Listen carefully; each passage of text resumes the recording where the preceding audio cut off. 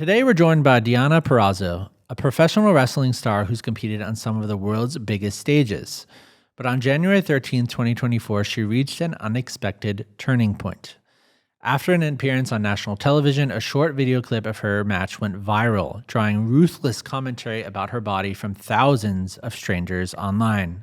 In this conversation, we'll unpack that pivotal moment, what Deonna felt when she first saw those comments, the emotional fallout, and the viral tweet she wrote in response. A defining moment of publicly confronting relentless scrutiny head-on. We'll also explore the intense pressure Deonna faces in a profession where appearance is constantly judged, often brutally, publicly, and without mercy. She'll share the unseen toll this takes internally, which includes the lasting emotional scars, how public commentary can reshape self-image, and the hidden psychological dynamics between objectification and body image distortion.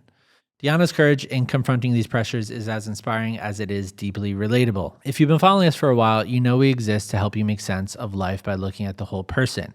Mind, body, and spirit. Not as vague wellness cliches, but as three practical areas of your everyday life. Deeply interconnected, influencing how you feel, think, and live. So today's episode zooms into your body image, help you make sense of what can be such an uncomfortable and culturally loaded topic. So without further ado, Deonna Purrazzo. I want to take us back to January 13th, 2024, your first match with AEW, thousands of people in the crowd, just paint the picture. National television, TNT, obviously it's a huge night for you. So the match ends and then AEW posts this clip on their social platforms. And, obviously they have millions of followers combined on all these platforms. So what happened next? They post a clip of, I think I did what we call a baseball slide outside the ring. And I'm sat on the apron, lean back, and I do a little wave to the camera. And they post that clip online, and over the next 48 hours, it blows up, and they'd have to turn the comments off because the comments are just about how overweight I am or what my body looks like. And then that went from just being on Instagram comments to then discourse on Twitter or X. And it kind of took on a life of its own and almost went viral in a way. I went back from the show into my hotel room and, was just kind of going through all my social media, seeing what the reaction was, trying to get clips to watch the match anyway for myself. And I was just laying in my hotel room. I had a really early flight. So I knew I already wasn't going to sleep because I needed to leave to make the flight. And that's when I saw everything. And it was just a slow spiral of oh, I'm already tired. I'm already drained, had this adrenaline dump. I knew I can't sleep. And now I have such bad anxiety because I'm just watching comments filter in about, how overweight I am or how obese I am or how I don't deserve to be here. And it was just really defeating because I was on such a high of I just debuted. I just had my first match. I thought it went well. And I guess I didn't. I guess it didn't. It's so devastating in terms of the pressure that you're under. I mean, there's very, very few people that are in the space that you're in the sense of I guess modeling maybe is the only thing that could potentially rival it, but it's not live television where everybody's just staring at you and you're in these tights or spandex or whatever. And so quite literally you're in this kind of this pressure cooker of you're literally on display, and what should be the focus obviously is what's going on in the ring and the action and everything else, and then you have this whole fallout which is just insane. And so when you saw those comments, what were you saying to yourself in the moment? What was the lie that was landing in the moment? I think I just felt defeated because I said, I think it was the week before or 2 weeks before I debut. And then I do a promo when we set up this match. And I'm so excited. It was a girl I had never wrestled before, but I had looked forward to wrestling for a long time. I thought we had a good match. I'm building a program to eventually work with the champion. And also coming off the high of everyone being so excited that I was there, to then be hit with such negativity.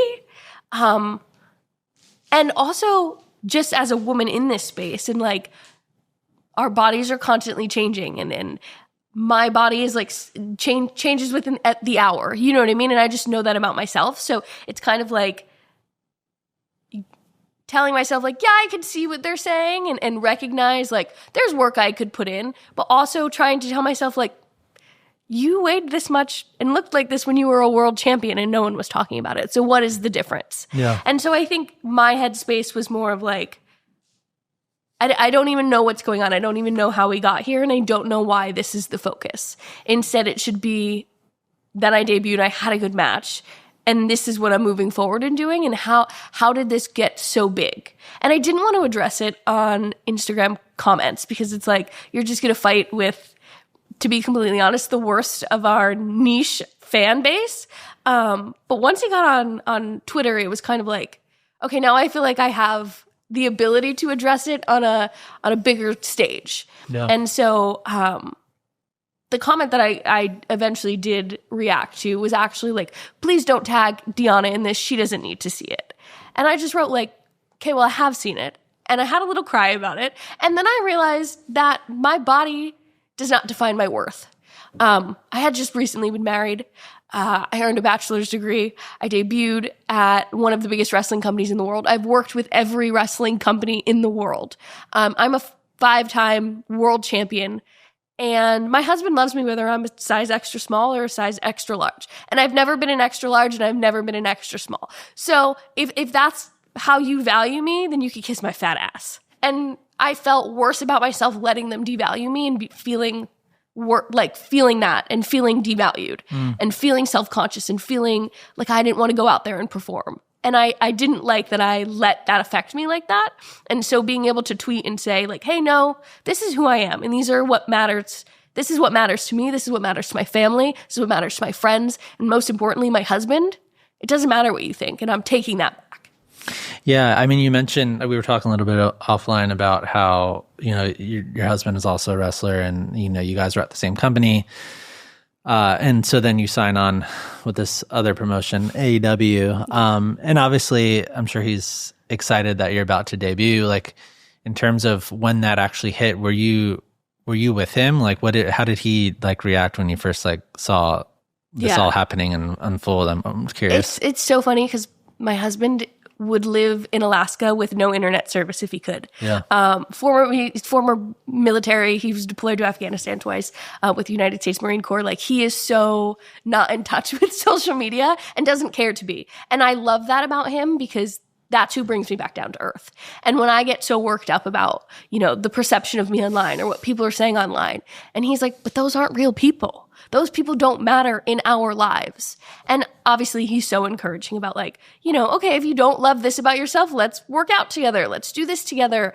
But I think at the end of the day, I know that he loves me for me. And again, if I was 100 pounds heavier than I am, he might still love me. And if I was, 50 pounds less than I am, he would still love me. So he lets me know that every day. And that's all that matters. Yeah, that's really good. Yeah, I mean, I think about, even the insecurities like that I developed when I was younger. I mean, it's based off like one comment from someone. Mm-hmm. And for many people, like throughout their whole life, it's that one comment or like maybe a couple people making comments that's like echoing through your mind for like your whole life, for years. But like just the insanity of like all these different people like saying things online, and then having to just reorient back into that perspective of like what matters is like a really big mind shift, And it's hard because I feel like I go through that once a day of like feeling really down about myself, but then like going to work out and feeling really good, or, eating really well for the day and then waking up and being like, I wish I felt better. I feel like that cycle is just 24/7 in my brain. And I know, just for a lot of my coworkers, it's the same thing. Even I know my husband goes through that. And so it's like counterbalancing both of those mindsets 24/7. And I think, it's interesting because I feel like growing up wanting to be a wrestler and seeing, what women looked like in the 90s. And that's what women's wrestling was then. It was, blondes with big fake boobs and little tiny bodies and former fitness models. And they weren't taken at the time as serious athletes. So I think it probably shaped like a perception of what a women's wrestler looked in my head at 9 or 10 years old. Yeah. And I think that's like something that is ingrained in me of like, this is what I should look like if I want to be a wrestler on TV, and slowly trying to like unteach myself that every single day. I'm curious. I mean, it must have, with all of your colleagues, like it must have opened up conversations behind the scenes with other women and stuff like that. Like, was there a component in the fallout of like that whole incident that you got just open up more dialogue about this conversation? I don't know if it was that incident, but I feel like the last, maybe let's just say 5 years, women, and by no means is this scenario we're talking about like something that just happens to me. This happens to so many women, and especially women that I work with. And I think that, we've all been able to, at some point in the last like 5 years, really open up to each other about this and talk to each other. And, my best friend is also a professional wrestler. And so we just talked about this the other day where I was like, I wrestled and, I haven't wrestled in 8 weeks. And I went out there and I just felt yucky and I felt like chubby. And I said to her, there was this one moment when I watched it back of like me picking up my pants because they had fallen down, and like, I'm not like, I'm breathing out, so my stomach's big, and like, that's what's sticking in my mind. Like, when I think about that match, that's how I see myself, pulling up my pants. And she was like, oh no, that's horrible. Like, and talking about things that she's going through. And it was like, okay, how do we help each other here? Let's make it a priority to go to a workout class together once a week. Let's make it a priority to food prep together. And that way, when we're having these conversations that we're comfortable having with each other, we also have solutions that are doable and manageable with each other. So I think we've really been able to, at least my core group of friends who are also wrestlers, been able to really like lean on each other by having these open conversations about body image and our weight and how that makes us feel, even though it's not comfortable to talk about. Yeah, I mean, it's so interesting you mentioned like getting back in the ring because, you have this whole incident happen, you just debuted at the company, and then obviously you have to go back to work, right? And so it's like you have to like put the gear back on and then go back out there again. You're like under contract. Yeah. And you're in front of thousands of people again after like people are just making these comments.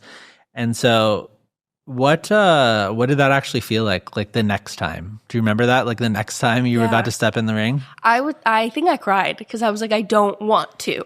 I don't want to put on gear. I don't want to go to work. I don't want to be in front of all of these people in spandex, knowing they're judging me and knowing that they are looking for something to point out negative about me. It was like, I don't think I had ever felt like that before. And I had been wrestling, 12 years at that point. I had never been so self-conscious about myself. And I think that talking about it now and obviously knowing we were going to be talking about this coming in, I've been thinking about it all week, and like, I think that's also then translated into my body of work as a wrestler. Yeah. I have never felt so self-conscious wrestling. And wrestling's always been my thing. My character is that I'm the greatest technical wrestler in the world. And here I am in the ring feeling so self-conscious about my body, about my physical, like my actual wrestling. Like, and I think that if you watch me maybe 3 years ago versus now, you might be able to see that. Because I'm terrified every time I step in the ring now. Yeah, I mean, it's such. I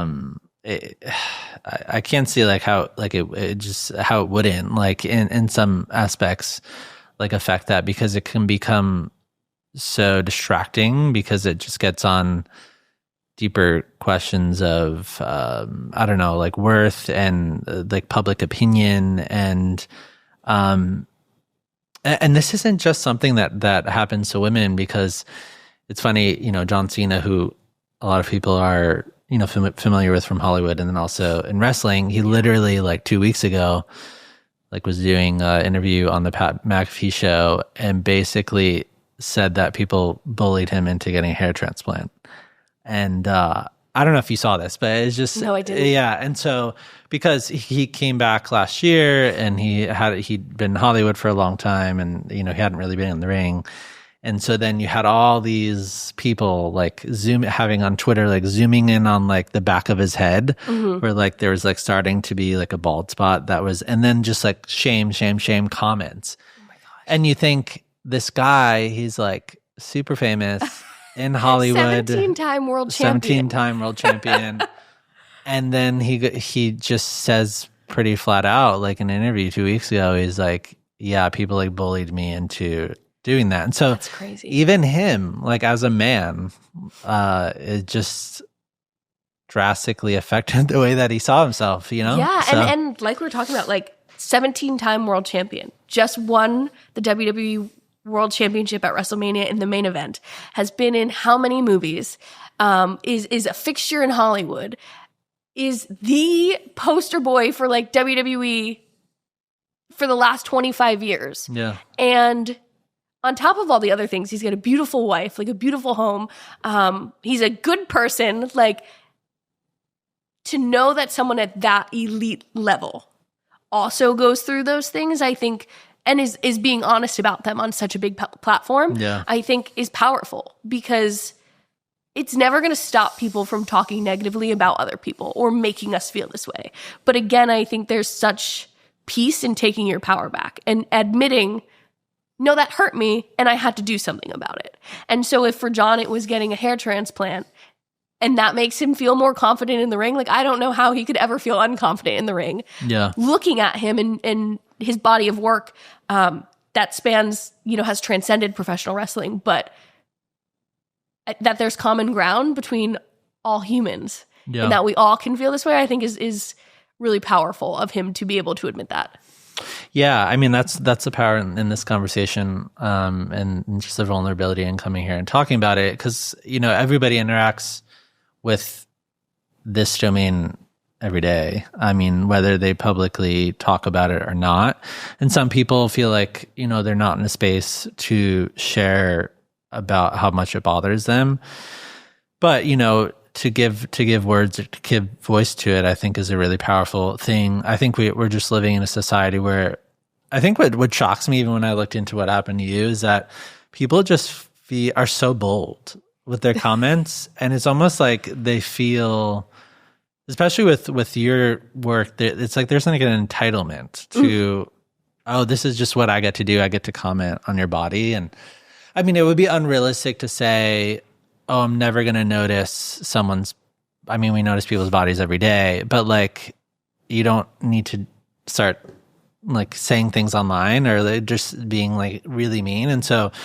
where do you think that like that entitlement like comes from? Like people just like, oh, it's my job to evaluate you. And so I don't know. I think that's just like the power of social media, and everyone can tweet anything and anyone can comment anything. And like everyone has an opinion, right? I think that, and then there's been a lot of discourse in wrestling about body shaming recently, because some people feel as though like, well, that's just part of the job. That's part of the territory. It's going to come with it. And I think if you asked, 20-year-old Deonna, well, actually, I know if you asked 20-year-old Deonna, she agreed. Like, that's part of it. We put our bodies out there. But I think that the first comments people get is like, you have to work out. But what my body looks like when I work out and what someone else's body looks like when they work out is completely different. And you need to eat better. Well, you don't know what I eat on a daily basis. Yeah. And through all of this in the last year and a half, I've worked with someone to eat better and to work out harder and had meal plans and had workout plans, but that's not part of what my problem is. And working with someone, I've realized I actually don't eat enough. I don't eat enough protein every day. So my workouts aren't maximized because I'm not eating enough. It's not that I eat too much. And so I think that social media just gives people these like bold, outright, like we can just make assumptions and we can be stereotypical and not be held accountable. Because a lot of these people don't even have their face behind their comment. And so I think that's what it is. It's part of like them being anonymous a lot of times. And they just feel like, well, that's what social media is. And this is the profession you chose. So you get to deal with it. And I also think for a lot of times for women in particular, like when we do clap back and we do say like, oh, hold on. no, you're wrong, and you don't get to say that about me, then people get defensive in terms of like, well, you need tougher skin, and you need to just, this is part of it. And it's like, there's no winning then, because you're just sitting behind a computer. And, in wrestling, where it was like, in your mom's basement, you know what I mean? Like, you're sitting behind your computer wherever you are, and you don't have to face me. But what's made me kind of like settle in all of this is like, if you met me in person, you wouldn't say that to me in person. Yeah, you wouldn't. You know what I mean? And not because I'm like a big intimidating person. It's because you wouldn't have the balls to do it. But because you're anonymous and you're behind a screen and you don't have to look me in the eye and tell me you think I'm fat, you wouldn't do it. Yeah, it's so funny that you say that, because in preparing for this, I came across a dude who wrote like a whole blog about what happened to you. Oh, really? Yeah, and so wrote a whole blog, and he basically verbatim just said what you said, in the sense of like, oh, this is just what happens. Like, you should just expect that, like, this is what's going to happen, type of thing. And again, it was like going back to that entitlement of, no, you don't need to say that stuff. And I just feel like it's such a weird air, and then the boldness of it. So, this happened to you last year in January 2024. But then I came across another Reddit thread. So the scrutiny around your body like started before then. Yeah. And so back in January 2021, someone left a comment on your post, and I was just like, this is insane. Oh, God. You are such a beautiful woman. However, you need to take the pounds off around your stomach and hips. You would be a 10 plus if you did that. And I read that. I was like, that's not just like a critique, but it's almost like a demand on you. It's like your body is like up for public negotiation. And so like when you read someone that says something so insane like that, like what goes through your head when you read that? That's not the comment I thought you were going to bring up. Oh. There was another one that said something like, you need to lose 10 pounds. And I wrote, you need to shut the fuck up. Oh. Like, that's what goes through my brain when I read those things. Like, I immediately get so defensive for myself because, I feel like, again, you would never pay to meet me at a meet and greet and get my autograph, but then also be like, you need to do this. I don't need to do anything. Honestly, humans don't need to do anything. We have to pay taxes and die. That's about it. So for you to feel so bold, like we said, to come onto my Instagram page or come onto my Twitter, and there's a million positive things you could point out. You could, back with my first match, like you could have pointed out my new gear. You could have pointed out my new entrance outfit. You could have pointed out my new music, my new Tron, new moves that I pulled out. But you chose to go that deep and be that cruel.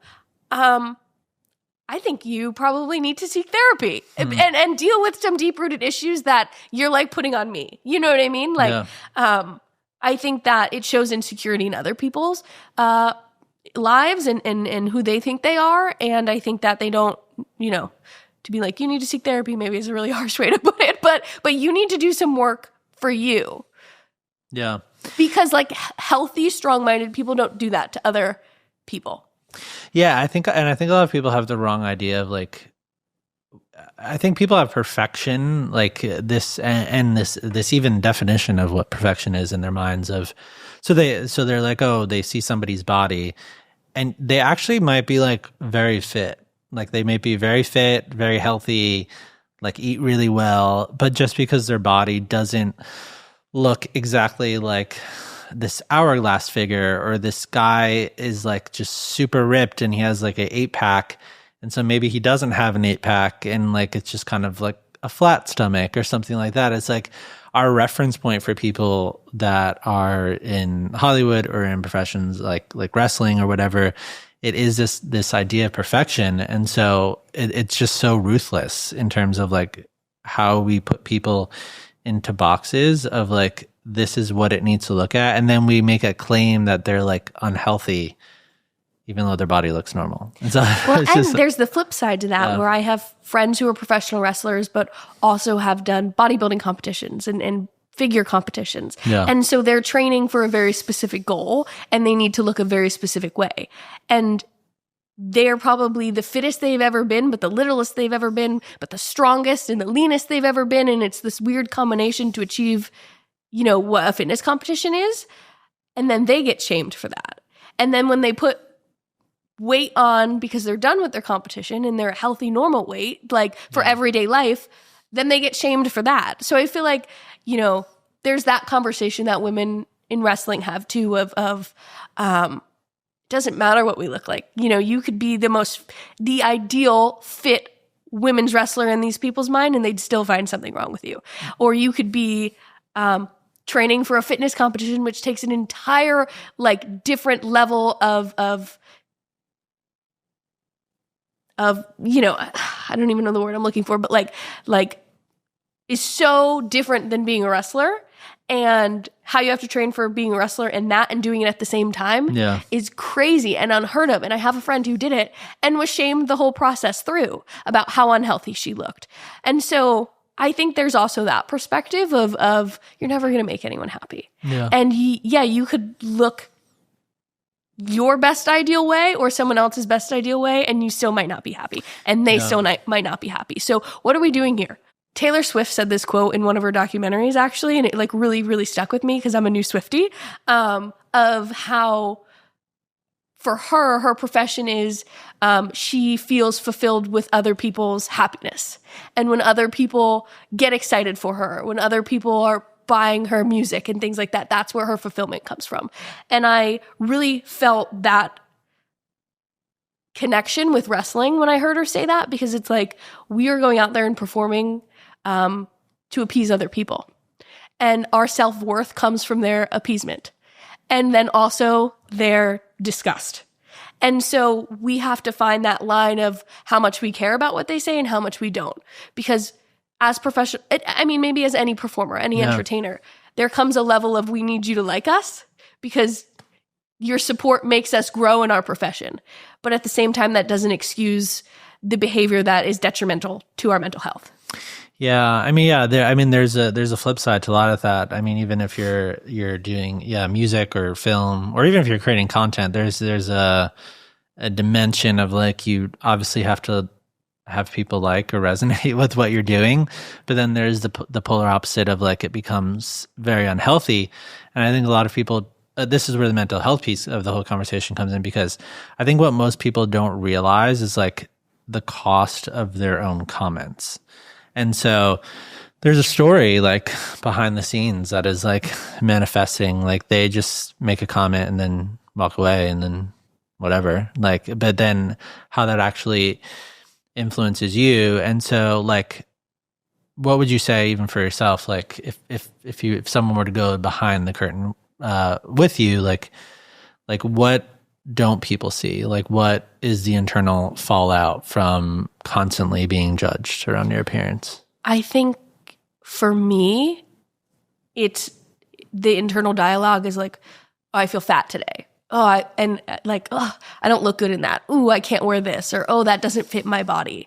And not only do I like internalize those thoughts and have those conversations with myself, but then I have those conversations with my husband who's like, what is going on? You know what I mean? And doesn't know how to help me. And then he feels helpless in terms of like, he can only compliment me so much where I'm like, no, you're wrong. No, you're wrong. Well, I don't feel that way. Well, thank you, but. And so it's frustrating in our relationship, I'm sure for him to hear me talk negatively about myself. And I think, again, I that really only manifested when this situation happened. Yeah. And I don't think fans see that. I think they say their comment and they move on to the next thing. But my brain hasn't moved on from January last year. And so even now, when I go out through the curtain, I think about those things. And I'm thinking about, well, if that gear doesn't look good on me, what different style of gear can I get? Is there something that, will cover me up more so I feel better about myself? Or when I look in the mirror in the morning, I'm like, ooh, look, okay, she looks skinny today. And then by the time I go through the curtain, I'm like, oh, well, I've lived a whole day. I've eaten, you know what I mean? I've traveled. I've done whatever I've had to do for that day. And by the time I put on my gear, my body doesn't look the same. And then I get sad.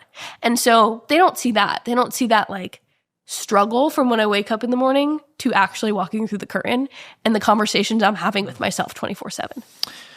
Yeah, I mean, it's so tough. I mean, I think the truth is, in the most extreme circumstances, is like some people don't survive that type of pressure, and so some people spiral, they break, and I don't think we say this enough. It's not, I don't feel like it's being dramatic. It's like your comment literally could be the thing that like pushes somebody over the edge. And unfortunately that's happened in wrestling. And I think that it gets brought up. It doesn't get brought up enough. The instances that has happened and the consequences that it's had. And we've lost, one person is sticking out particularly in my head, but I'm sure there's others too, of people who have taken that bullying on social media and it's cost them their lives.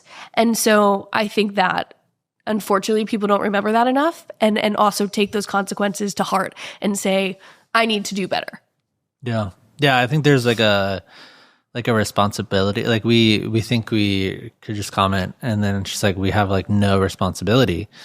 Again, not to sound dramatic, but like whether we see it or not, that's kind of like sort of like blood on your hands of like if you're just like recklessly going out commenting on people's bodies, just be like, oh, I don't care. I'm just gonna go say all these things. It's insane. And we're a company, a media organization, and so we'll post about body image. And it's just crazy because even in the comments like of our own posts, like it's not about us as individual, but like talking about something, like people will just come in and like just make nasty comments about like the fact like even talking about this. And I think there's just like a fundamental like reorientation in terms of like how we need to approach this topic. So what would you say to somebody who's like about to press send, like on the next comment? So I mean, I think I'd ask them to think about how they'd feel if someone was to say that to them.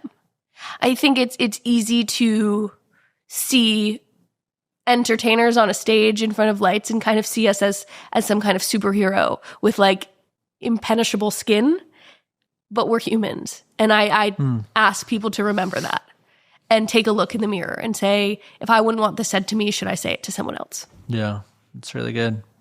Yeah, the other piece is like, I think when what you were talking about was happened to you since July 2024, I think so many people can relate to that. And it's like, it's kind of like this idea of like, when the world objectifies you, like unconsciously you like start objectifying yourself because it's like you just start thinking about it all the time. And I was like looking into it, I'm like, there must be like some sort of like processy or like science behind this of like what actually is happening. And like it actually is real. Like there's like we don't just like see things, but like we like absorb them, and that like, so your brain literally starts to like rewire based on like the things it's exposed to and thoughts, which is like neuroplasticity. And then like there's this thing called mirror neurons. And so basically we start mimicking like the things that we see. So if we see someone cry or we see someone laugh, like we start mimicking what's going on. And so if we see an ideal, or if people are constantly telling us about an ideal, like, oh, you need to look like this is what your body should look like, we start then thinking and looking in the mirror of like, maybe like everything would change. Like if I did look like that, like maybe maybe my life would be perfect if I did look like that. Like, do those thoughts like go through your mind, or like this all would just like kind of silence? We've talked about having a really good like foundation and group of people around me to bring me back down to earth and to show me the devil's advocate on both sides, right? And so I think that, yes, I do look at myself and I'm like, what's 5 pounds? Like, I could do that. And I look at pictures of me when I'm 18 and then I'm like, okay, but I'm not 18 anymore. Yeah. And does 5 pounds make me unhealthy? No. Does 5 pounds make me incapable of doing my job? No. Does 5 pounds make me ineligible to be a world champion? No. So like, what is the big deal? But then I also look at those pictures and I'm like, oh, if I could get back there, I'd feel good about myself. I don't know that I would. I don't even know that that's healthy for me anymore because I'm not 18. I'm going to be 31. And the things that I've like lived through between 18 and 31, there is a lot of trauma in that. And there's a lot of self-work that I've had to do to like get to a healthy mindset that's not just about my body, but about, relationships and partnerships and yes, my career. And so, yeah, I think it's I do have those conversations with myself, but then I lean heavily on the people around me to play devil's advocate for my own mind. Yeah. So how would you coach other people, or even think about like, that voice that shows up, like the negative voice or the self-critical voice of like, even when you're the example you're explaining earlier of like, oh, you look in the mirror, oh, I look cute today or whatever. And then like later in the day, it's like popping up and you're starting to have all these insecurities. Like what should they do with that? Like, how do you like fight that to turn into something that's like true? I don't know. I think it kind of changes for me. I think some days I just sit with it and I like let myself wallow in self-pity. And other days it's like I'm able to kick myself in the butt and say like, okay, we're going to go work out. We're going to go sit in the sauna. We're going to, take the dogs for a walk. We're going to talk about it. But I think it just, every day is a little bit different for me. And it's kind of, after having I hadn't, like I said, wrestled in like, maybe it was 8 weeks. And so I just had my first match back on Saturday. Mm-hmm. And I did not feel great about myself in the match. I didn't feel great about the match itself. And the next day I just wanted to wallow in self-pity. And it was actually my husband who I had conversations about this with, and how I didn't like the match and I didn't feel like myself because I haven't been wrestling and I feel out of practice and just all these different things that have been going on. And I was like, maybe I'll just go do some cardio. And he was like, well, why don't you lift? I was like, I don't know. Like, I'm tired. I haven't slept. And he was like, go do some cardio and get a good lift in and you'll feel better about yourself. And I was like, you're right. Okay. And I did that and I felt way better because it was like, okay, I could sit with these negative thoughts. And sometimes that feels good to just be sad and cry about it. But then I can take that energy and I can make it a positive, and I don't need to be sad all day. And so I don't know. I don't know what the answer is. I think it's going to be different for everyone. It's going to be different depending on how intense those thoughts are. You know what I mean? And how you can like vocalize them. No, yeah. I mean, honestly, I think that is the answer, in the sense of this topic and of body image, or also mental health, could be presented to people with like a bow on top, where it's like, oh, just do this thing, and it's like, or it's going to be all good for the rest of your life, and you're never going to feel everything ever again. And I think even when I think about the body positivity movement, like did a lot of good in terms of like normalizing different body shapes and the idea that we should love our bodies. But at the same time, it doesn't mean that we're never going to struggle. And so when I see through your story is like, there's just like there's this tension or this wrestle of like, yeah, sometimes it is okay to like be sad. And then, there are proactive things that we could do to like snap ourselves out of it, or like going to the gym or something like that. And I think there's just like a grace that we should have with ourselves, because we have all these messages of like, love your body, accept your body, like all this different stuff, while simultaneously also living in a culture where people are writing nasty comments like on your posts and stuff. And so it's like these two worlds that are like constantly colliding. Well, and I think social media is it's such a great tool, but also can be very harmful, because you see all these like fitness influencers and all these quick fixes that, lose 10 pounds in 30 days. And it's like, well, that's not sustainable, and you can do that, but you're not going to stay that way. And so I think that on top of, negative comments and people feeling that they have the right to talk about our bodies, we're constantly like social media is jam-packed full. We're constantly being driven like, here's how you can get healthier quick. Here's what you can do to do this workout, and here's what you'll look like. And again, it's like that realization of like, that doesn't work for everybody. And also, like we're pushing, standards that not everyone can attain. And so, having those conversations and asking for help. And for me, it was like, there's a wrestler, Cesar, who I've known for like 10 years. And, he started a training business. So it was like, let me lean on him, because, my workouts clearly aren't getting me where I want. So let me go to someone I trust, someone who's working with wrestler bodies, but also regular bodies, and can maybe help me get where I want to get. And so, I think that it's easy to just like put a mask on it and be like, if you do this, everything's perfect and you'll get where you want to get. But there's like ebbs and flows and peaks and valleys to fitness and mental health, and how those intertwine that aren't talked about enough. Yeah, I mean, in terms of like your fitness routine, like, how How do you look at that, like in terms of trying to like have a healthy? First of all, you're an athlete. Like you need to be working out all the time. You need to have a regimen, and so. Do you even notice a difference of like when you're just doing this for yourself, or you're doing this for your craft, when you're doing this to be healthy, versus like sometimes people can venture into like even obsessive type of like workout routines. This is sort of like getting into the area of like body modification, of like just kind of working to like, how can I make my body look like this particular way? And it's like a completely different motivating factor when you're actually working out. Yeah.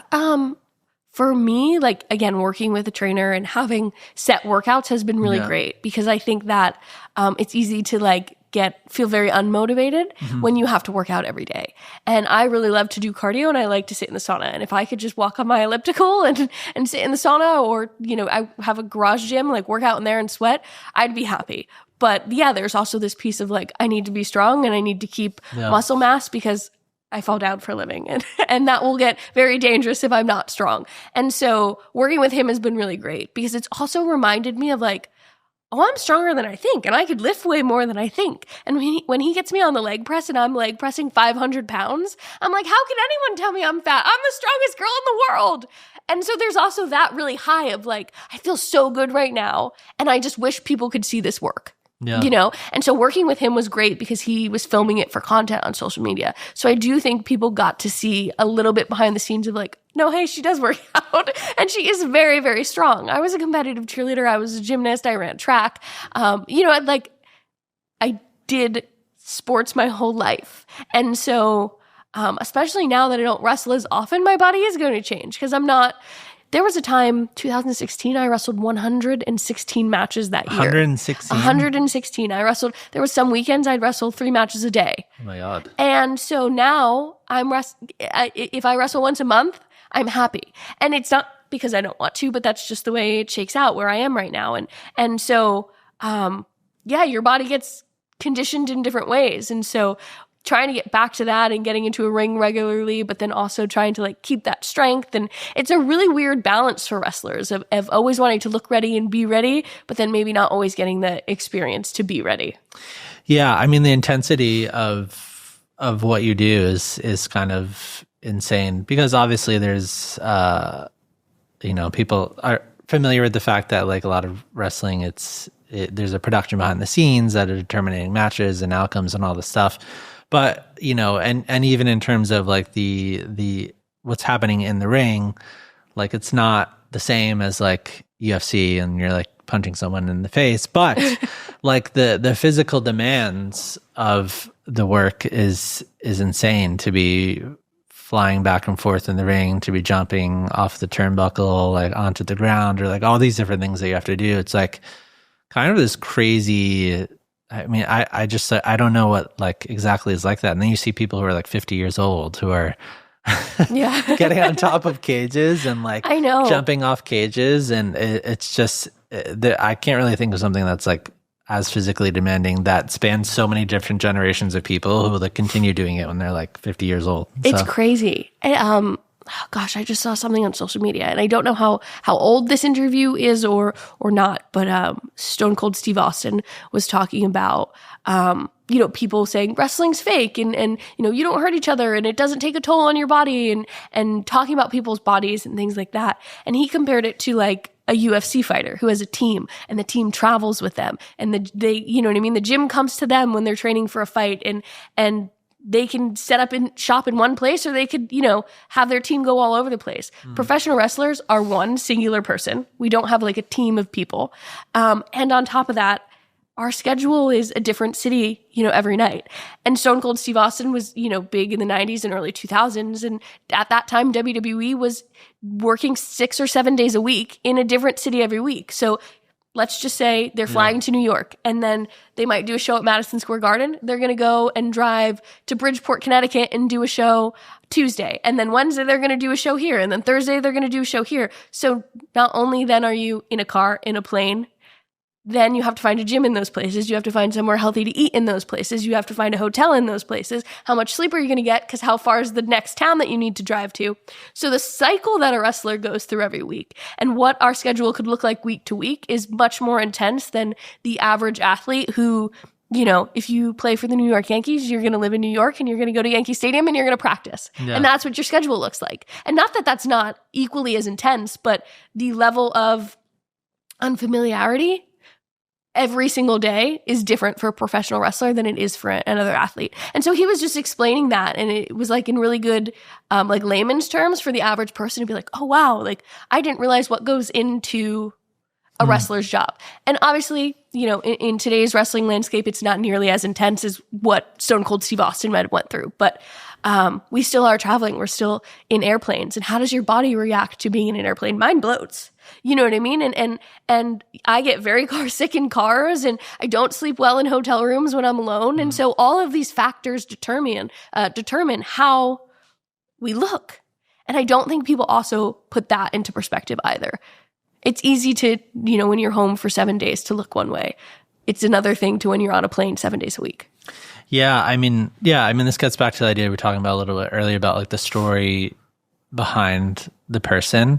And I think it's easy to look at other people with kind of a detached mindset of like not even wanting to think about those things.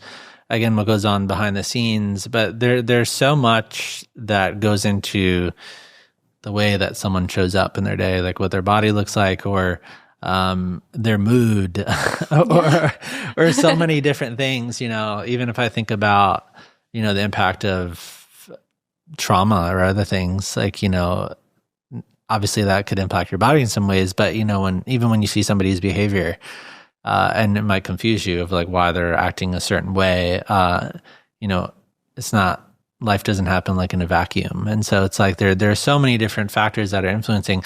And so the ability to just have kindness towards another person and like let empathy and kindness like invade into your heart, I feel like that would be such a game changer, and maybe like cause someone to like not type the comment. Like I hope. You know? I'd hope. So yeah. I mean, so we talked about like the cycle of kind of feeling like crap one moment, bouncing back. Obviously, very, very relatable. What do you feel like if the question like comes up of like, what am I really chasing? Like when a lot of people like present this ideal of like, you should look like this, like, and the idea of like, what is that really about in the day? Is it about like, is it about being beautiful, or is it about like approval? And like, what's the end game of that? Maybe it's just wanting to feel like at peace with myself. Yeah. You know, and we've talked a bunch about just like what goes through my head on a daily basis. You know, even sitting here, I'm like, oh, I feel fat right now, sitting in this chair right now in this moment, you know, and I think that that's the goal ultimately, is to have these conversations and obviously like to do the work to not feel that way, like physically, but then also like mentally. I don't want to feel that way every day. And so I think the goal is to get to a place where I'm at peace with myself. And those comments don't matter because I'm happy. But I also think like the goal in ever wanting to become a professional wrestler was never anything to do with my body. It was, I wanted to be a professional wrestler, and whatever that was going to look like for me, that's what I wanted. You know, when I was 9 years old, I wanted to be the main event of WrestleMania for the Women's World Championship. And at 9 years old in 2002, that wasn't a possibility. Now I've seen women do it. So now for me, it's okay, I'm in AEW. Women have yet to main event a pay-per-view. That's my goal now. You know, my goal getting into this industry was never to do with my body. And so I don't want my goals and my dreams and my hopes to just be dependent on this one incident that has kind of wrecked my mental health for the last year and a half. I want it to be about the wrestling because that's what I got in this for. Yeah. Yeah. I mean, so many people I just feel like could resonate with that, like what they're actually looking for, like just to feel a sense of peace or like safeness in their own body. And it could feel like so elusive at times. It's like, it feels so like fleeting of like maybe like 1 minute, like you could feel peace, and then the next minute, like again, you're in this mode of like just shaming yourself or just having this like negative energy that comes over you. One thing that really struck me when we had like a pre-call before this was the thing that is tattooed on your arm. Oh, yeah. And so it reminds me of that because, and the where it says you are the light of the world, a city upon a hilltop that cannot be hidden. And so I think that in many ways, like you just like being here, is like an embodiment of that, of like being vulnerable, and helping people who are deeply struggling. And it's kind of like this inverse of, sitting there and like making comments of like other people versus like, how can we like collectively like have a mission to, impact other people like in a really positive way and help them get to like that sense of peace themselves in their own body where they feel like loved and accepted. And the struggle is like a little bit lighter than it was like the day before. And so, what does that verse mean to you like now, not just like as like a memory or like a tattoo or something, but kind of as like a kind of mission for your life? Yeah. I think that when I first got it, it encompassed my like dream to want to be a professional wrestler. And I had thought of this tattoo for years. Like I want Matthew 5:14 somehow tattooed on my arm. I had friends in college when I went to community college that, brought me to church with them, and it was non-denominational and it was a different experience for me. And when I heard that verse, it really resonated with like, this is my goal in professional wrestling. I think I was put on this earth to be a professional wrestler and change women's wrestling. And I think that as my career has evolved, and I've been a professional wrestler now for 13 years, I've been able to be a part of a lot of, or at least see from afar, a lot of changes in women's wrestling. And to be a small part of that has been really fulfilling, because we get to use what God gives us to better that for the next, generation that comes in. And I think the struggles that women before me in women's wrestling went through got me to get to do what I do. And what I'm experiencing now and what I get to talk about now will hopefully help that next generation. And so that's where that came from, of like, I'm going to change this industry for women, and we're going to, be seen as serious athletes, and we're going to be seen as, main event caliber talent, and we're going to be merch sellers and all of these things that we never were considered before. But now that I'm at this like peak of my career, and I get to do interviews like this and have conversations like this across the board. And then also too, I have time to like think about what my other interests and hobbies are. It's now using that platform and using my social media followers that aren't just there to be negative. They genuinely care about what I'm doing inside wrestling and out. Using my voice to empower other people. Like I said, my husband is a Marine Corps combat veteran. Being able to use his experiences and the things that he's, the trauma that he's seen in his life and been through, and being able to relate to other people and use our voice to speak out and advocate for those people is part of, I'm sitting on the hilltop and now my voice can't be hidden. I've been given all of these tools to get up top, and it would be detrimental to God giving me those things if I didn't use them for other people.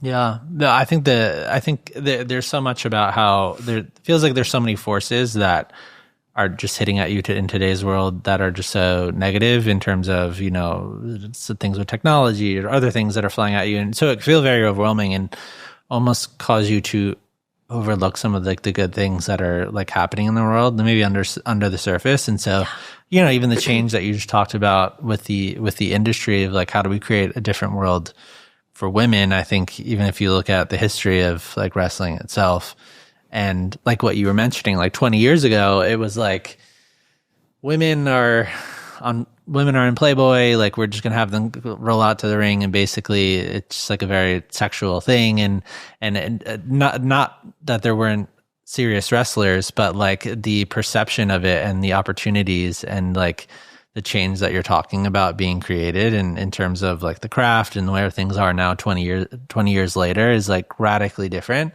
Yeah.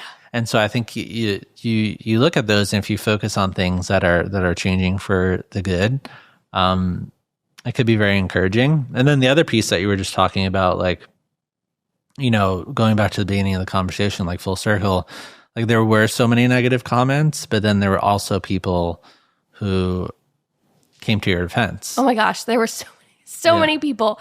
And that was like, I think the piece that turned it around for me was like something really horrible had to happen to me. And I felt really alone and sad and scared and self-conscious. But then so many people were like, no, we love you. And you're kind and you're generous and you're thoughtful and like put all of these good attributes to my name. That was like, oh wow, like why do we let the worst voice take the biggest place in our brain when look at all the love that I got out of something horrible. It was horrible. But everyone rallied around me and said like, no, that's not how we feel about you. We love you and we're proud of you and you're special. And I was able to then have that like flip from that of again, I have such a good foundation of people and circle of people that have been with me, you know, some of them my entire career. My best friend is one of my wrestling trainers who met me on day one. And if he can come out and be like, we don't feel that way, those voices need to matter way more than the one over here. Or, you know, for me, it was like millions over here, but like the one over here. So yeah, I don't know. I just think that was so powerful. And that's what made me stop crying. was like, oh wow, people feel empowered to speak out for me and to defend me. And I'm not alone in this. And that was so powerful there. The other piece that we were talking about in that like in that being scared of social media is like stepping out of wrestling for the first time and showing the world what my other interests are. And my husband just had a commercial come out for Tunnel to Towers, which is a first responder and veteran organization that we're so proud to work with. But it was like, how is the wrestling community going to take this? And this could be controversial, and I'm scared of the backlash. And so there's, I think, that innate piece that's always going to be scared when you go through something like I had to go through of do I want to use my voice for these things? How is it going to be perceived? What's the backlash from it? I don't want to feel this way again. But then also remembering, well, I've been given this platform, and the people who love me will be loud and cheer for me. And those are the people that have to matter. Yeah. I mean, there's so much power in what you're saying because, I mean, it ties back into how we choose to use our words. And it just almost feels like a no contest to me. It's like you could use your energy to write nasty comments about people online and then, you know, be a factor, a contributor in their mental breakdown, or you could use your energy to, you know, create the effect that these other people are doing of lifting people up.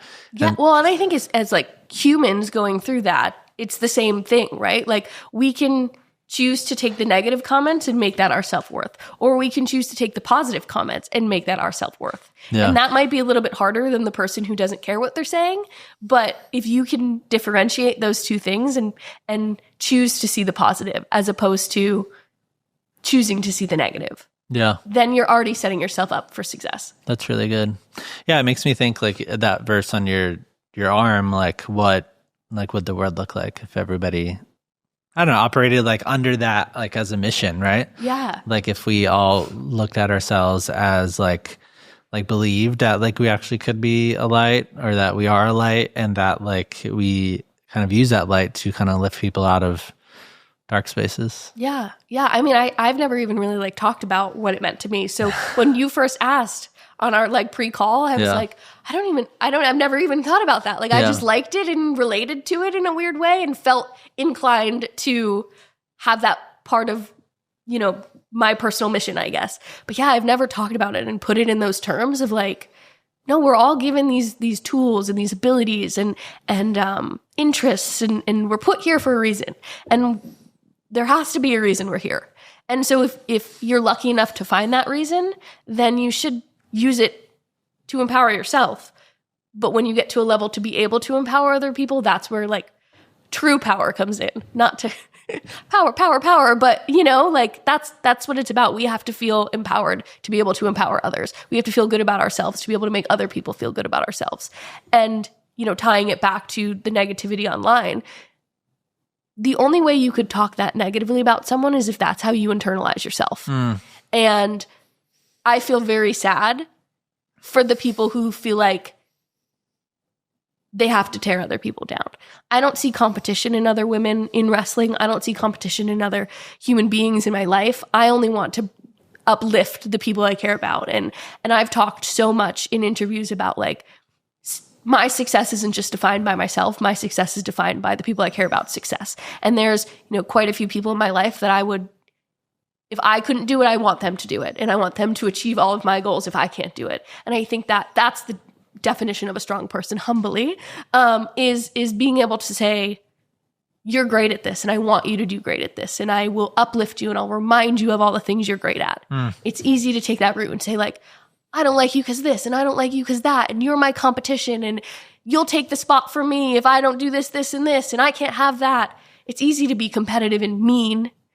I choose to go the other way. And I think that maybe in my career, because I'm not like a politicker and I don't see competition in people and I choose to be like, good for you and great and for women and I think that's probably been to my detriment a little bit, but I'd rather know in my heart that I stuck to my values and I stuck to wanting to promote positivity and uplift everyone around me as opposed to just uplifting myself or talking negatively about other people.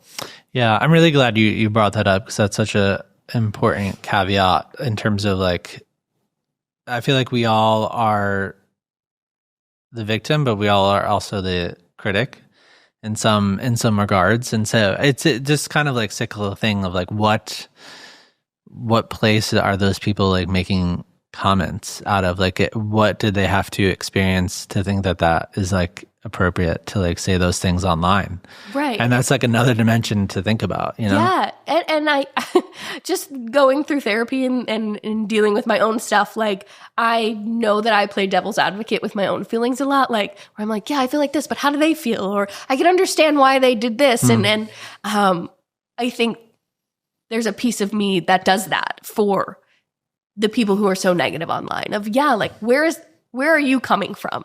And like, I don't have to agree with you said, and I'm a feisty New Jersey girl. I'm going to clap back and I'm going to tell you how I feel about it. But on the flip side of that, it's like, I feel sad for you. I feel sad that that's what you spend your time doing. Because yes, if you were, I don't know where your traumas come from, that's how you respond. But if you were able to work on those things, what could your light be? Because this isn't light. You're dull yourself and now you're trying to dull me. Yeah. And I'm not having that. I'm going to tell you that my light's bigger than yours. But,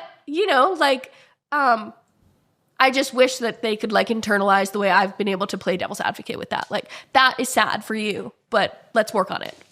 Yeah. Zooming all the way out, that mentality I feel like would be so beneficial to our culture. To the world.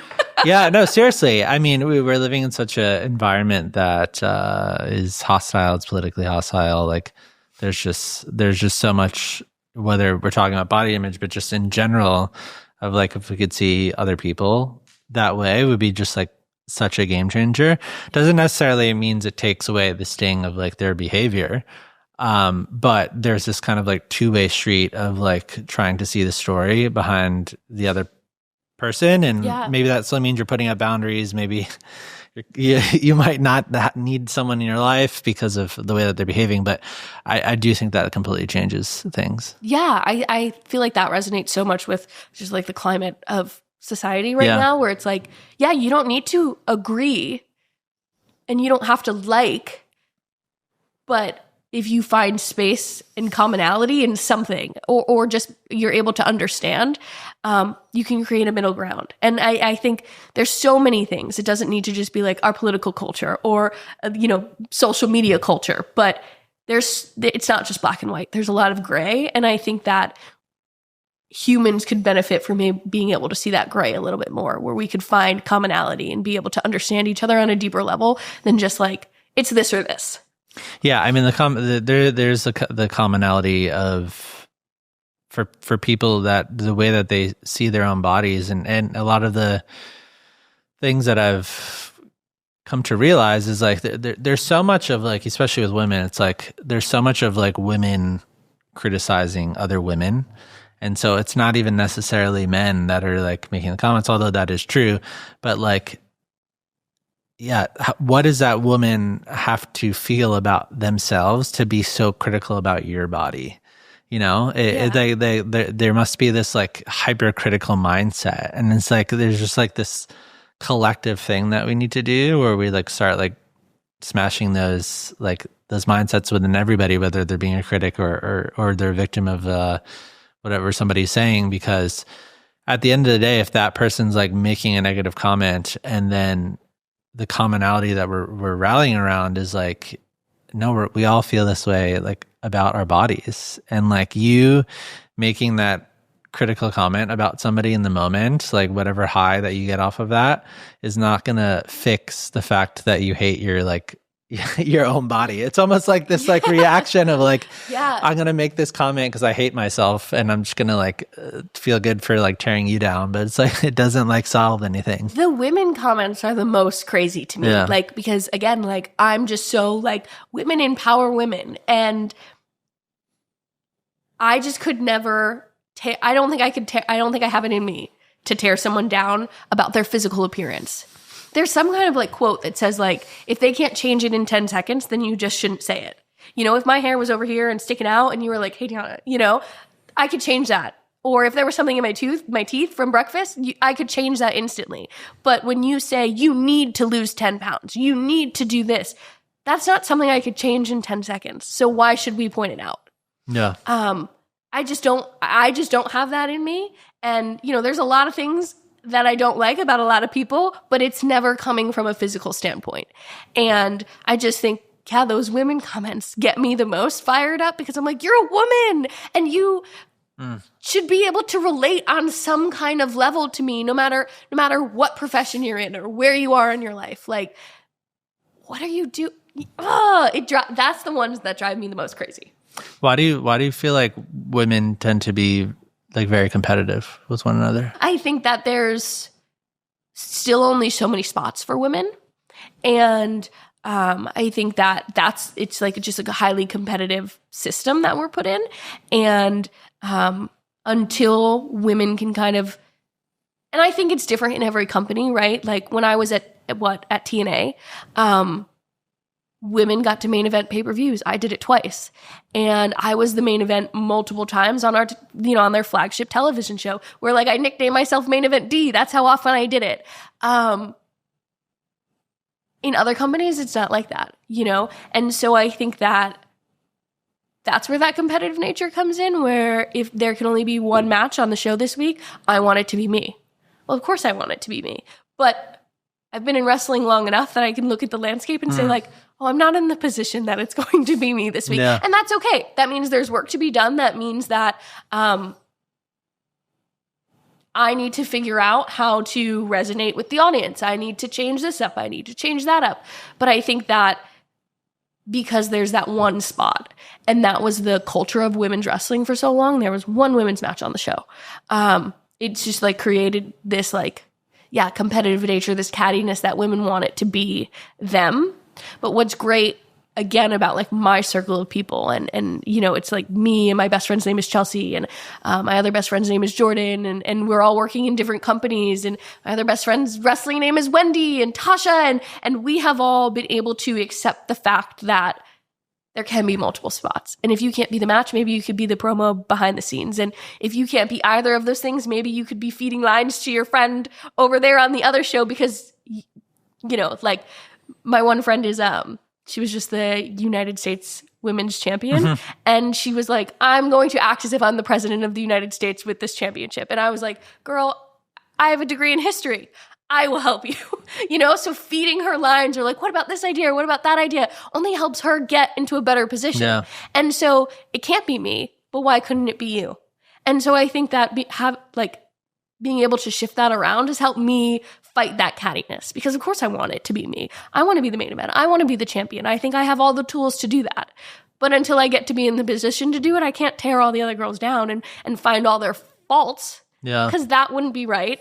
And I don't think I could do that as a human, but I can help them and I can uplift where I can. And maybe that's my role. You know, maybe my role is bettering the locker room in that culture, if it's not going to be being the wrestler I want to be. But that's also been a weird like thing for me late in life and late in my career of like wanting to be number one, but realizing that that's just not my position or my role right now. Yeah, it's almost like the word that comes to mind is like we operate with like a scarcity mindset. It's kind of like survival of the fittest. Like we just have to like knock out like everybody else, which then causes to unintentionally maybe to like we just like don't celebrate other people. And so like for you to say that, you know, to help your friend who just became a champion to come alongside her, like, oh, how can I help her or come alongside of her? It's just like we just like don't think that way. Yeah. because we're so fixated on like we're in this like war, and it's like we just need to like get to the top of whatever is going on. I think even as it relates to body image in the body, I think men also have like a role to play in terms of perpetuating that environment for women, or like trying to like create some sort of like competition between women. And I think that there's a lot to be said about trying to deconstruct those types of environments, because it creates this, like if everybody's operating like that in society, it just creates this like, it's not good. No. You know? And I feel like that everyone in wrestling kind of operates in that world of how do I further my career? Me. And like me saying I don't do that would be a lie, because it's always like, oh, if they're doing that, and what if I did this? And then I could do, like I think wrestlers are calculated in that way of like, let me find how I fit into this picture. And oftentimes we're like puzzle pieces jamming ourselves in the spot that doesn't fit because you want to be in that spot. But there comes that piece of like, well, I can't, that puzzle piece does not fit there. I do not fit there. And having to accept that. But I think as wrestlers, it's really hard to accept that, because especially a lot of us who grew up wanting to do this their whole lives, that's all we know. My entire professional life has only been as a professional wrestler. And so if there ever came a time where I couldn't be a wrestler, then what? And I think there's that mindset too of like, I need to be at the top. I need to be constantly seen. I need to be, doing something 24/7, because if I'm not, and that's where my self-worth comes from, then what do I have? Yeah. A lot of us don't, and I'm just working on having other things now, but like a lot of people don't have other things. And so you feel like you have no self-worth. You feel like, what's the point? What am I doing? I'm meaningless when you're not fitting into that puzzle piece. And so it's this weird dynamic for wrestlers of it's ingrained in us that you want to be on top. You want to work to be the champion. You need to be on TV. Especially right now in wrestling's on 6 days a week. So what happens on Monday is kind of not irrelevant, but isn't really talked about by Tuesday because there's another show. And then Wednesday comes around and Tuesday doesn't matter. And then Thursday comes around and Wednesday doesn't matter. So we're constantly chasing this high of self-relevance and self-worth. And so I think that's where that competition comes from too, because what's our fallback plan? And a lot of people don't think about that.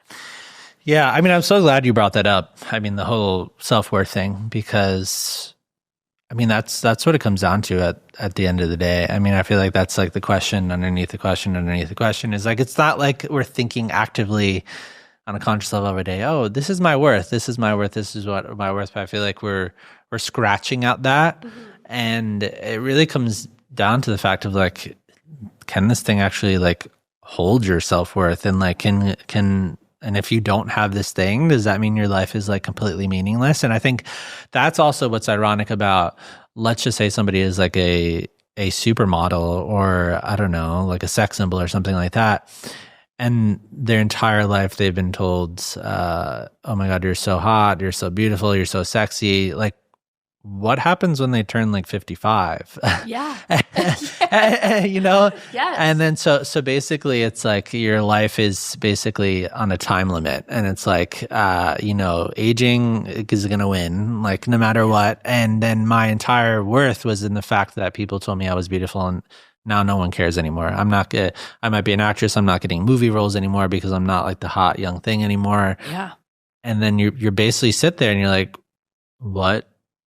Am I just meaningless? That's so real in wrestling. And I feel like I've experienced that, like, as you're talking to someone, like, yes. Because like, okay, I'll be 31 in like 6 weeks. Yeah. So I'm not old. I've not aged out of wrestling. I know that. But younger and younger girls come in and they're more athletic. They could do crazier things. Wrestling right now is taking like NIL athletes and training them to be professional wrestlers. So, if you have, an Olympic qualifying gymnast come in, she can do crazier things than most of us can. And so there's this constant like, how do I continue to fit in? How do I continue to evolve? And I think for women in wrestling, there's already just a time frame, especially if you want to have kids. And, my husband and I have been married for almost 3 years now. And we're thinking like, when do we start a family? And so that comes into my own self-worth of like, okay, well, if and when we get pregnant, it's definitely 9 months I can't wrestle. But then what does my recovery look like after that? Now I'm having anxiety. What does my body look like after that? Yeah. Am I going to be comfortable to want to wrestle again? But I'm not in a point in my career where I'm comfortable to take the time off to have a baby. So is now the right time or not? If I'm already not comfortable in my body, how on earth would I be comfortable after having a baby? Like all of those thoughts have like consumed me for like probably the last 6 or 8 months of like, this is where I think I'm at in my personal life. But if I leave wrestling, then I have no self-worth. And I'm leaving wrestling at a place where I'm not on top and I'm not thought about for, certain roles in the show and things like that. And I'm not comfortable with that. So what has been the point? And yeah, it's just like, as you're talking, I'm thinking about all of these things that I'm actually experiencing like right now as a human being, where it's like, I want a baby, but how is that going to affect my wrestling career now and what I'd like to accomplish now and between then? And then let's just say it's 18 months. How am I going to feel about myself? And so for me, it's like been an internal struggle over here dealing with that anxiety, but then also saying like, okay, well, if I want to have a family, that's just kind of what I need to go through. And so how can I prepare myself? Maybe if wrestling's not for me, then I think it'll be for me. Like, but I can use this time I got my bachelor's degree. I'm working on my master's degree. I can, figure out something else over here that will also give me self-worth. No. That's not tied to wrestling. And I think that's like a really hard thing to do also while being a wrestler, but for wrestlers to think about because we're just consumed with the wrestling. So it's crazy when I go to work and I'm like doing homework and girls are like, how do you balance all that? And I'm like, I don't know, you just have to, like, because this isn't forever. And I see a future for myself where I'm not doing this anymore because I want to have a family. So let me be prepared over here. Yeah. I mean, it really makes me think it's kind of like we're getting at almost like a spiritual idea. It's like almost like a spiritual crisis. And that might sound weird to people because like they don't have language for that. But a lot of what we're getting at is like, where is your ultimate sense of worth? And so historically, I mean, for centuries, like people like were religious. And so I think that, people have a complicated relationship with religion, and so many people listening to this probably hate religion. But the point that I'm trying to make is that people's self-worth for a lot of time likely was wrapped up in like something transcendent that was like bigger than themselves, or like the love of God, or like something like that, which again sounds very abstract because you can't see God. But like the idea of like we're all grappling at these different things that are sort of like temporary or finite, and like they go away. So like 1 minute it might be our career, 1 minute it might be the fact that we're beautiful, or 1 minute it might be like even like some parents are like, my whole entire identity is the fact that like I'm a parent and now my child's 18 and now they moved out and like what am I going to do? And so it's almost like a spiritual idea, because it's like, what is the thing that can actually hold the weight of your own self-worth? Because if you start operating from that place of I'm worthy, like I actually am worthy, and like there's just like a confidence that those like type of people like walk through in the world of like unfazed by like the kind of ebbs and flows. That doesn't mean that there isn't struggle, but it is a completely different paradigm. And so I wonder what's going to happen. I mean, I think that I feel like most people are in the place that like that headspace that you're talking about, of that feeling that like the phrase like I'm not enough. Like I feel like everybody feels like they're not enough in some sort of way. Yeah. And so it's like, well, what are we going to do with that, Yeah. I know everything you just said is so powerful. I had so many thoughts. I feel like, yes, my self-worth for 13 years, but honestly, like for probably like since I was 9 years old, came from wanting to be a wrestler, doing everything I could. Like, I asked for a Bowflex for Christmas. I asked for a treadmill for Christmas. I thought if I continue with gymnastics, that will help me one day when I'm a wrestler. Like, everything was to get me to this goal. And so I feel like my entire self-worth has always come from some sort of wrestling. And then as I've grown as a woman in wrestling and achieved dreams that I, like, I've got to wrestle on Monday Night Raw. I've got to wrestle on Friday Night SmackDown. I've main evented pay-per-views for TNA. I've won 3 Knockouts World Championships. I won a tag team championship with my best friend. Like, fell off the top of a ladder through a table. All of these crazy things that I'm like, ooh, that was a big accomplishment, or something I never thought I'd get to achieve that I achieved.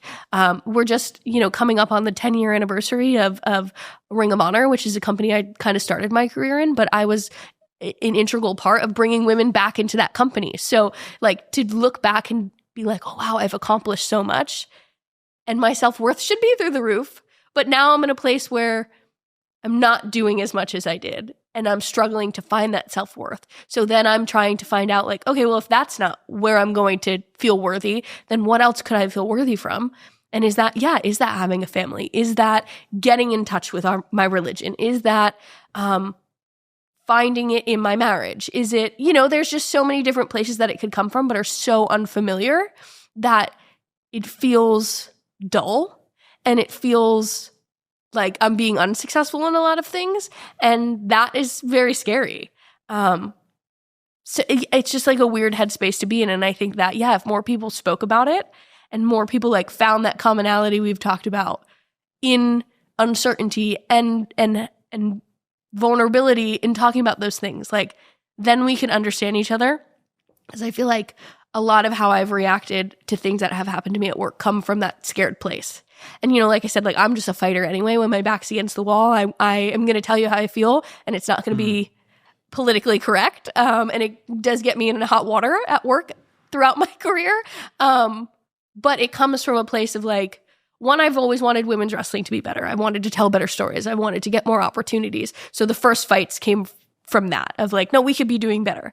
Then it came from a place of like, you don't see my self-worth. And I know that I'm worthy of more than this and fighting for that. And now it's coming into like, again, like, I could be doing more. I'm worth more than this, or that I think that I could be in a better position if you let me get there, and fighting for that. But the fight now is coming from like, hey, I see a ticking time bomb on my career. And that might be like way preemptive, but I want to feel my self-worth again, and I'm not feeling it. And I only know it from wrestling. So I think that when you're competitive, like we've talked about, when your nature is like, I want to be the best, I want to be a champion, I want to do all these things, and that's how athletes are, that's how we're like wired, it comes with a lot of that negativity for knowing your own self-worth. And I just put something on my Instagram story yesterday of like, quiet mouths don't get fed. And it was a whole thing. I wish I could remember it, but about fighting for your self-worth. And yes, you could do it humbly. Sometimes I don't, admittedly, but knowing that like I'm worth this, and it's okay to admit that. And, having these conversations, I've tried to have them a lot, and social media gets really down on me of like, she thinks too much of herself. Oh, her head's too big. She's not as good as she thinks she is. She thinks she deserves way more. She's not willing to do the work.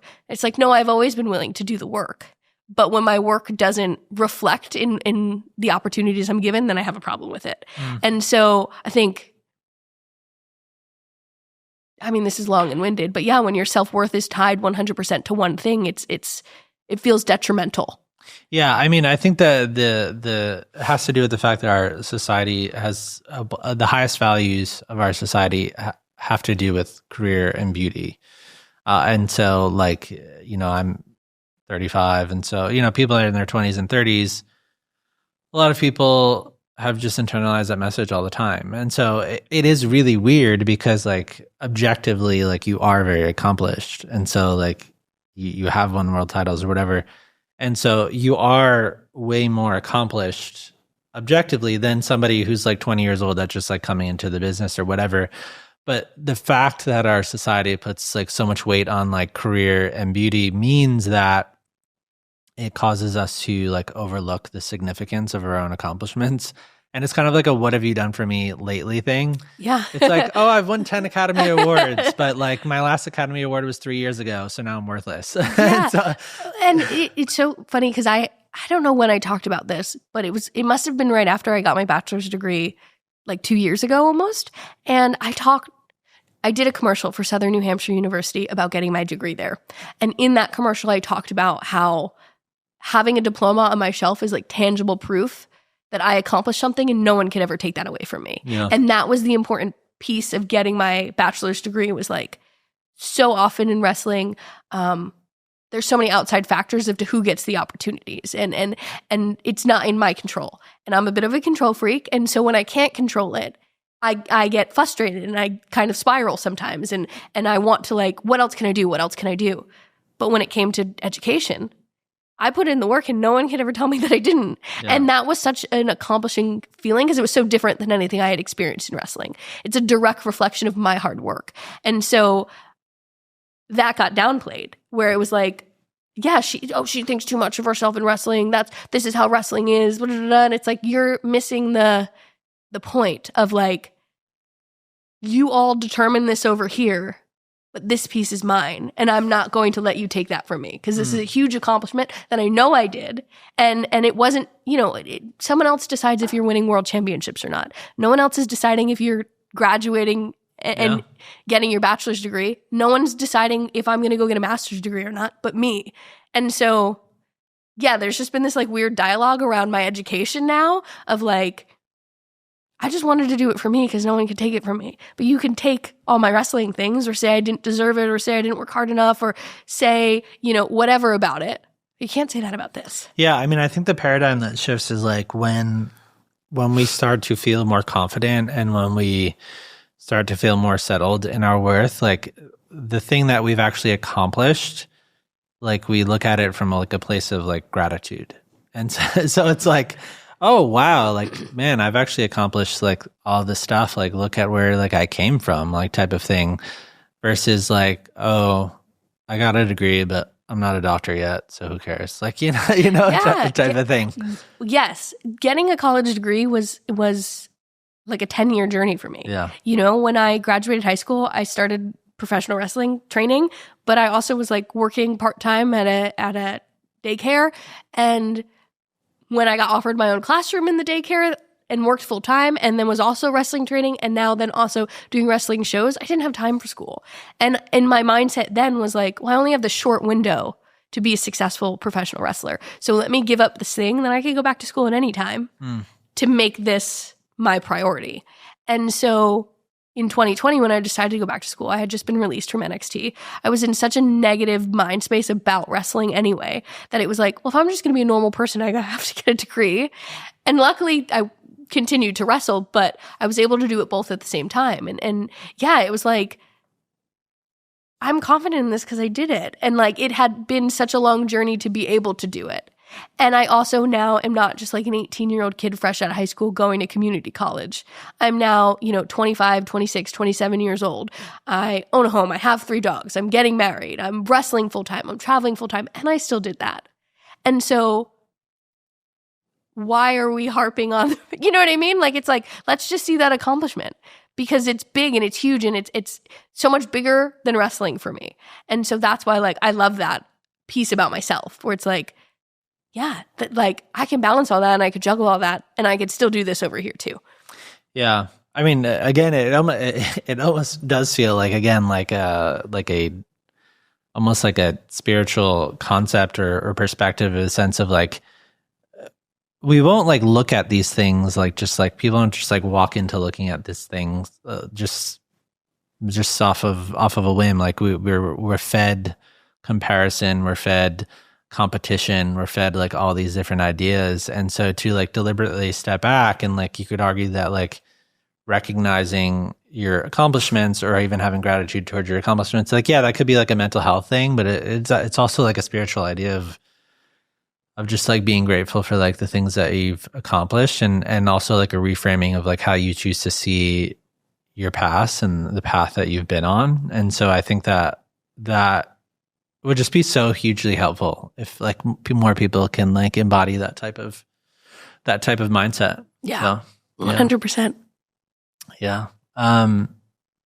Is there anything else that you feel like you want to leave people with in this conversation? I mean, we've talked about so much, but I think that like the overarching theme of our conversation is like, be thoughtful with your words and realize that everyone is like fighting their own battles. And I feel like saying that is so cliche, but it's so relevant to what we've been talking about. We all have like this internal dialogue that always isn't positive. And why do we need other people to perpetuate that for us? And so I think that, I just ask everyone to like be kind and be thoughtful about your words and be intentional and like do unto others as you'd want on yourself. You know what I mean? If you wouldn't want someone to say that to you, don't say it to someone else. And I think that if we could all take just even a piece of that into our everyday lives, the world would be such a better place. Yeah.